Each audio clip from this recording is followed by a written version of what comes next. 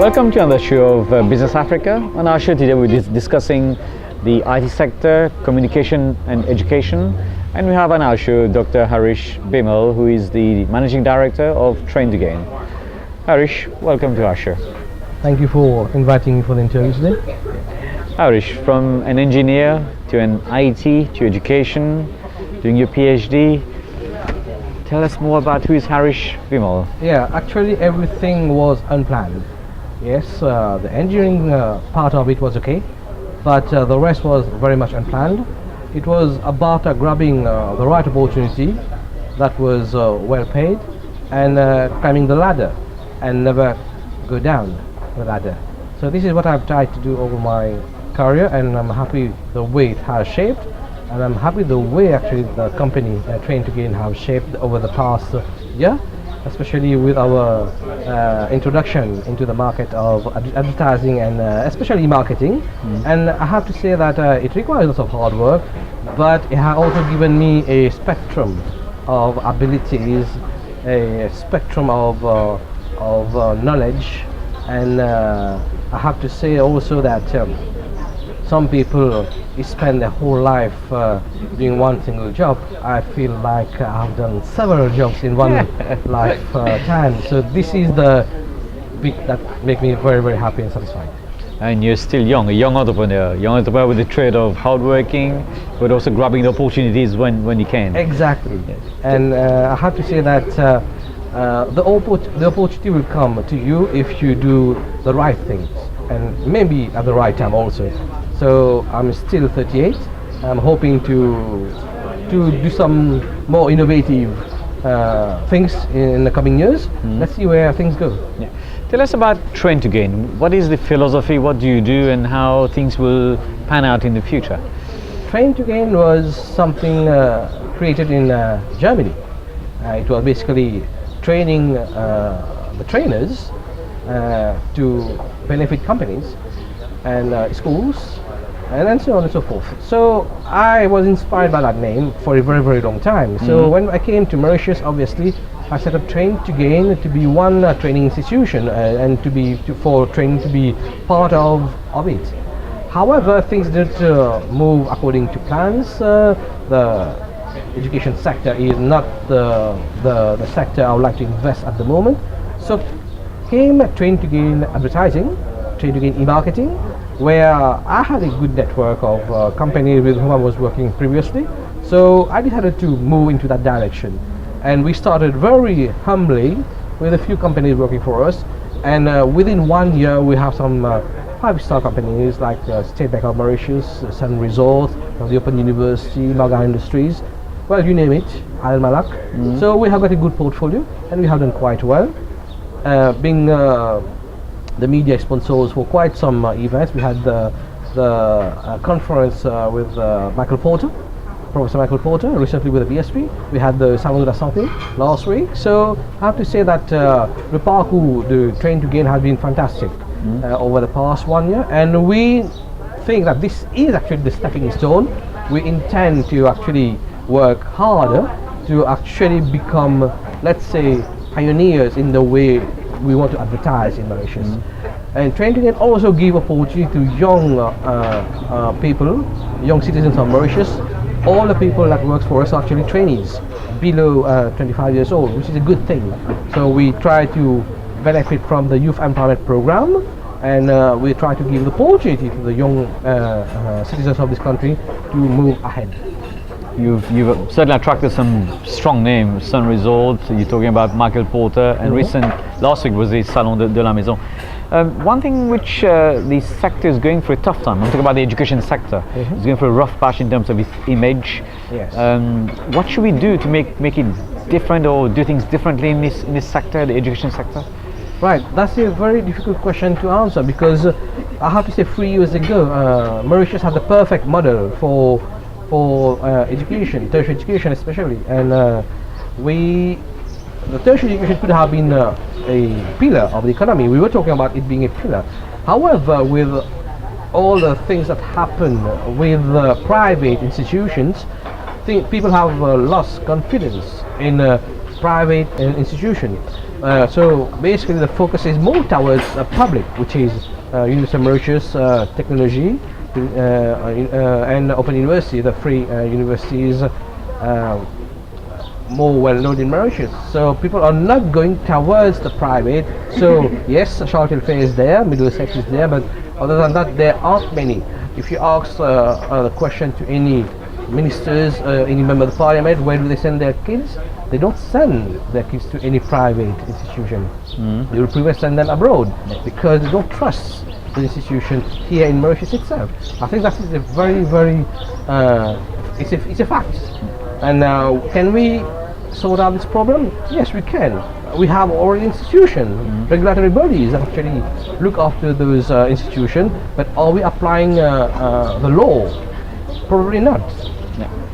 Harrish, I'm going to actually take out your hat as an educational hat to more of advertising and communication. Why is it so important nowadays to advertise differently, or not advertising, but communicate to the clientele? Why is it so important nowadays? Well, it's about visibility. It's about brand awareness. If you make these two things, then only then people will be able to know about your company, will be able to know about the services you're providing and the products you're also selling. If you don't advertise, you will not be known to many people, and you have competitors that grows every day. So you will have competitors climbing the stairs, and you will probably be the same position you are.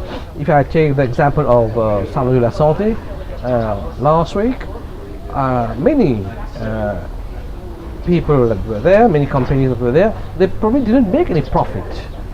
But what was important is the visibility, because we had thousands of people going to that salon, and they have done their marketing over there through their flyers, their customer service, their sales representative meeting people. So it's a very good way to actually advertise and market those services and those products.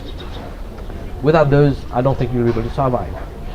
And it's not a challenge, because whenever you approach people in the business world, you ask them, let's find some money to advertise, to do marketing, to do communication. The big word is cost. But is it really cost, or is it an investment that you're making? You have to look at both. It's obviously an investment, but you also have to look at the cost. You have to invest the amount you're allowed to, and not be exaggerating on the way you want to invest, because lots of people want to be on the billboards. It costs you around 120,000 rupees per week. Now, can you afford to do that? Probably not.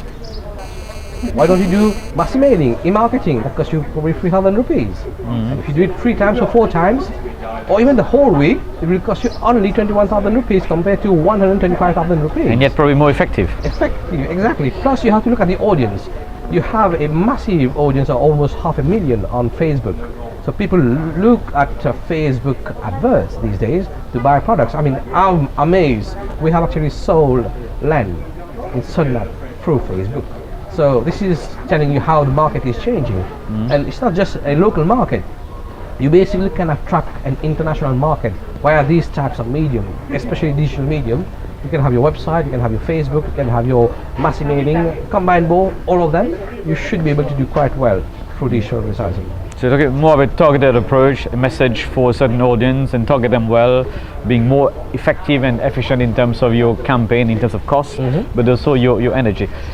As an entrepreneur, we don't sleep on our laurels, so we always want to do something different. So what are your plans for here in the local market and maybe in the region? Have you got plans to expand in the region? I think the first plan was to actually explore Africa, and I think we did that recently. We actually won the tender to develop an e-health and mobile health system in Africa. So that's going to be a very challenging project. There's 10 countries in Africa that's involved in that. So that's going to be one project. We have done one project in Dubai. And so yes, to be able to explore more the Middle East and the African countries will be our focus in the coming years. I also would like to still step into academia. It's just I cannot stay away from that. It's in the blood. Yeah, I'm still teaching at the Open University part-time, but it's something that still attracts me. So if there's a good proposal somewhere, so I will be able to, I would like to listen to that. But also I would like to help the young generation to actually make themselves become more employable because I have seen graduates leaving the university, but they cannot write or read as it should be. So the employability skills are still absent.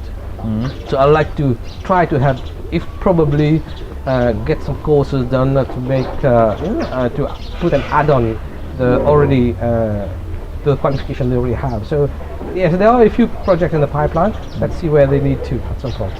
Taking on to your last point about employability of our graduates, we have this issue of mismatch of demand and skill required. Sometimes there's a lot of jobs that is require certain skill, but the graduates don't have it. So the mismatch is a real problem here. And when it comes to employability, it's a real problem, because when you talk to a lot of people, they want to get a job, and the perfect job doesn't really exist. But very often people don't want to start anywhere. They want to start somewhere high in the ladder, but don't want to start like probably you've done, start somewhere and keep changing and inventing yourself. What advice would you give to our youth today in terms of entrepreneurship, in terms of starting somewhere, in terms of doing things differently, in terms of your skill that you mentioned to be more employable? It's important that youngsters do a self-assessment of their own skills, because once you finish a degree, you do feel that you have achieved a lot in your life. That may not be the truth. The truth is, when they go for the interview and they are asked basic questions about the certain skills that the industry is asking, and you do find there's a massive gap at this time. So youngsters will tell you that they will look for a 15,000 rupees job straight away. Now that may not happen, because the economic system is very, very tight at the moment. Money is very scarce, so not many companies, not many SMEs will employ people on a 15,000 rupees after leaving university with no years of experience. So it's important that the young generation do find a job. Okay, I'm not saying any job, but do find a job that will suit them, but also will give them the opportunity to learn. And that opportunity to learn in industrial environment is very important, because this is what's going to be the moment that's going to give them the momentum to climb the ladder even higher and faster. So that's very important.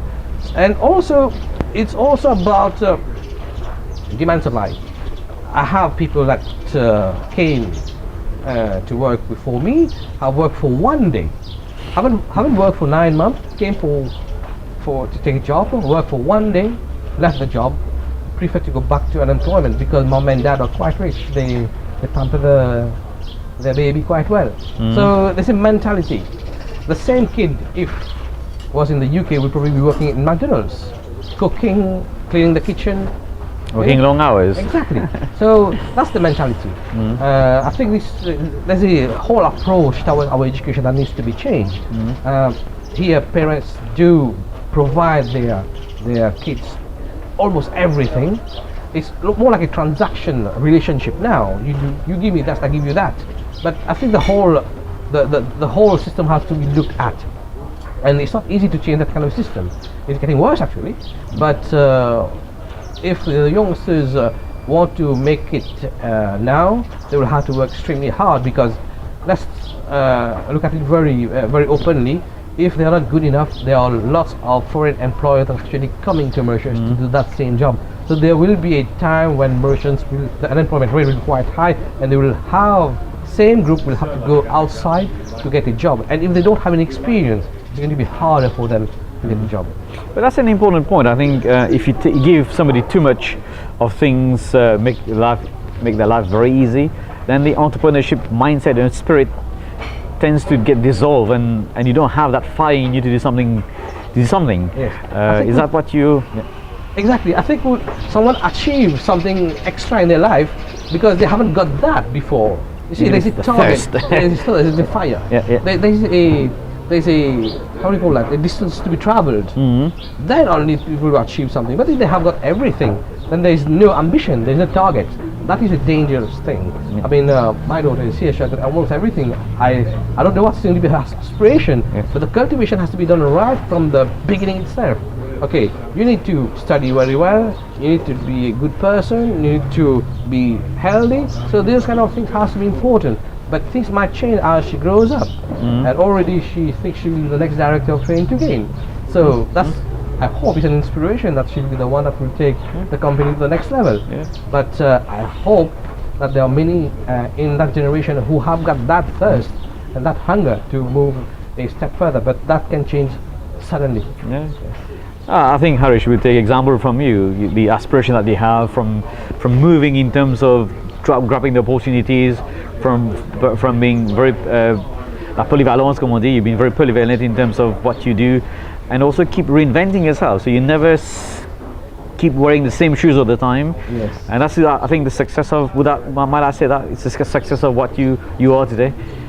Yes, probably yes. I have to say that I've been wearing lots of hats recently, reinventing myself, coming to meet new challenges, and I feel that there is a new lease of life every time I'm doing something new. And every time there's a new lease of life, there is always hard work involved into that, passion, and I'm a passionate guy anyway in everything I do, and that has led to relatively good success. I'm not successful, but relatively good success. I'm hoping to I have some targets. Yeah. I hope to meet those targets in the near future. Yeah.